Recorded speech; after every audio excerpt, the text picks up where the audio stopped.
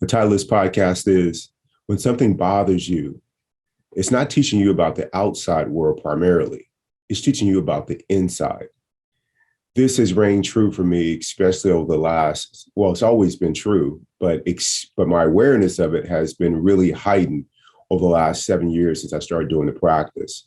And what I've learned is that prior to that, I was so at the effect of everything outside of me, whether I liked it, didn't like it, it met my expectations, or didn't live up to them. And what people did, like I took such exception to what people did that wasn't to my liking. And that caused quite a bit of suffering and a lot of suffering for others because I would either complain or be negative or withdraw affection and connection from other people. And this went on for decades. And then finally, I wised up, and the practice helped me wise up.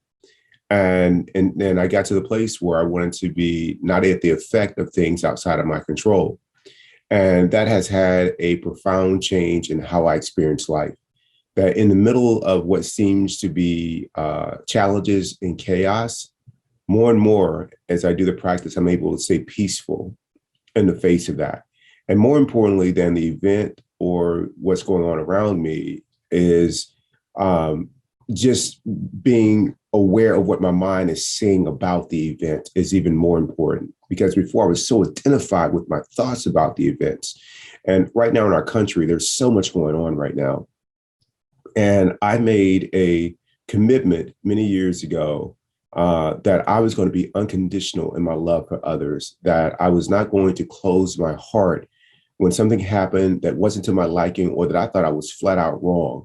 Now, I may not agree with the actions or the behaviors of people, but I wanted to be a person who can maintain this commitment of unconditional love and keep an open heart and not confuse people's behavior with their humanity.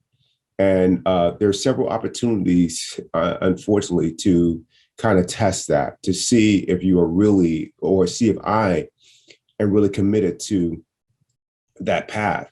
And so far, so good, thanks to the practice. And the reason is because when something happens in the world or when people do something, again, it's not teaching me so much about the outside world. It's really teaching me about me and what my commitments are, what my values are. If I say that I want to be peaceful, then that means I am peaceful in my nature, in my actions, in my thoughts toward other people.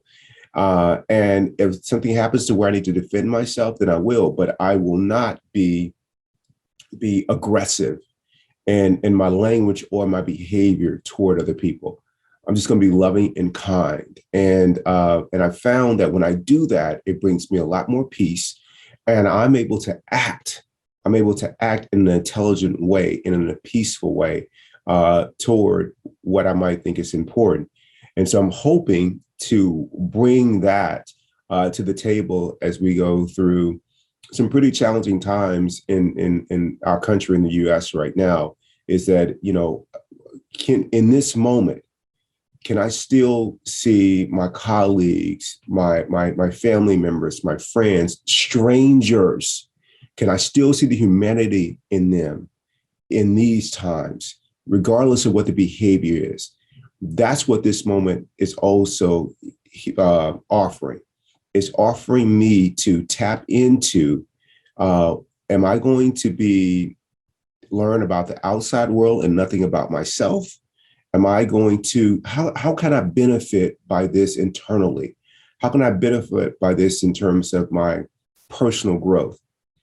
And one way to do it is, and I don't know if it's a benefit, is to have my ego strengthened, to become even more identified with my thoughts, beliefs, or opinions. Or I can still have those, but not be at the effect of those to the point to where it makes me not see the good in other people. It makes me miss out.